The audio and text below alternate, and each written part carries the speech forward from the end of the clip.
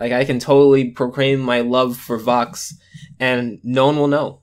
No one will be able to prove this. I have the audio file. That would be super meta if I left this part in. Lars! Lars! Please tell me I'm dreaming! Get off me, man. I'm stuck in here. Hot takes, Steven Universe edition. Let's go. She's gone!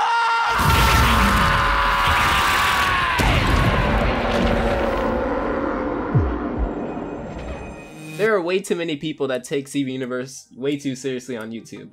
Yeah, a little, maybe. Yeah, like that Vox dude.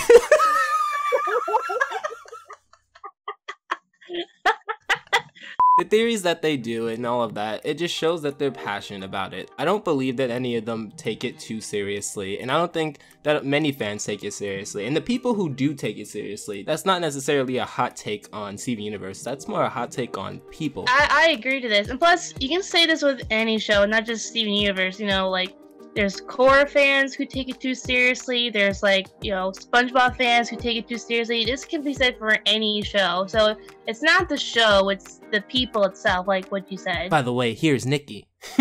So I'm Nikki, or aka the Imaginative Artist. I personally work for the Roundtable, Leah C, and Pie Guy, and also some people from the recast. And I'm lucky to be here to talk with you, Alpha. Ah, thank you. Then by the power vested in me by the state of Delmarva, I now pronounce you Garnet!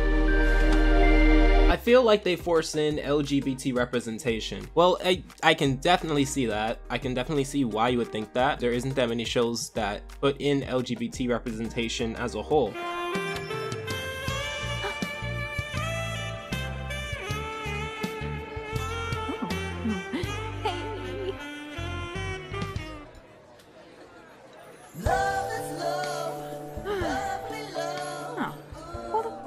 You could make the argument that Steven Universe is the main one pushing it. So if you were to take that perspective, if you were to compare it to other shows like Clarence the Loud House and She-Ra, for example, Steven Universe is the one that's pushing it the most.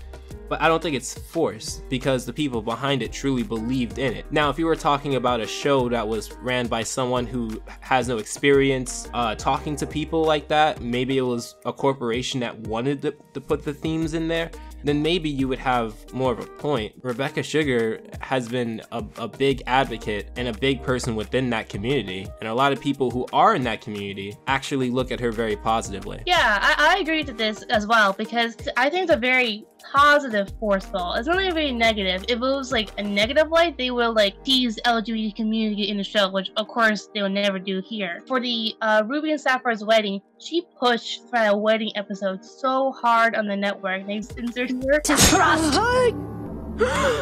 Whoa. Oh no.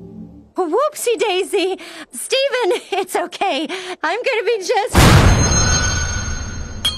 Parts of the lore seem to be rushed or glazed over, especially when how and why Pink was able to do that. A lot of the build-up for a lot of disappointment. I do kind of agree with this. It just like, it feels like we kind of barely know Pearl at all. Like, I was really hoping that maybe during the change your mind arc that we're having, like, we'll learn more about Pearl's past and like how she fits in and such. It's nice that she's like going through like a character change of herself, where she's like becoming more independent and like not really like be so. Nikki, maybe you feel differently? No, not really myself. And like the thing is, I'm a big fan of Steven Universe, but the thing is, for me personally, in my opinion at least, I only find the off models not that bad, or you know, to the point where like I can't watch the show anymore, that kind of bad. Sometimes it does get a little annoying, especially the change your mind episode, like near the end. The diamonds look so tiny on their large hand ships near the beginning of the episode, but in the end, when they're like lowered down, they're all like as big as their ships, and they're like, what?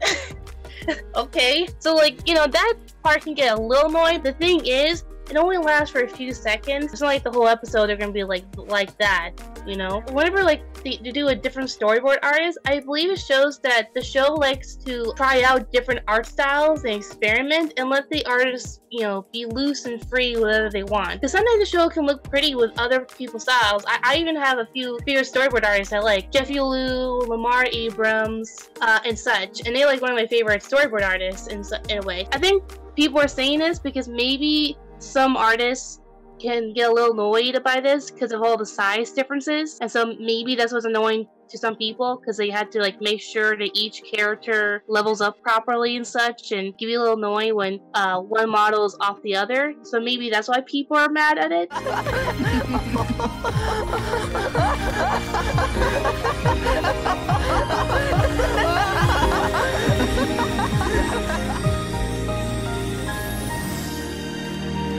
Steven Universe fandom is just as toxic as any large fandom.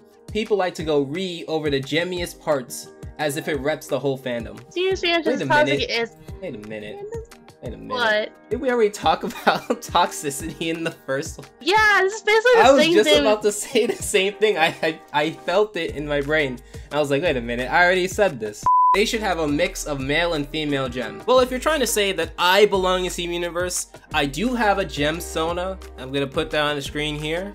I do, but look, it's their show, and if they feel like a lot of the characters who are presented as female should retain like the majority of how they're represented, then that's how it is. Like, I don't feel like every show has to be equal. I just feel like there should be equity as far as the overall representation. For DC superhero girls, for example, we don't need a male superhero in that show. We got tons over here, you know? So like with Steven Universe, if they only have female presenting gems, which are genderless by the way, because they're rocks, fine, go for it. It'd be interesting to see if they done this in the first place. But Wait the thing is, Jasper's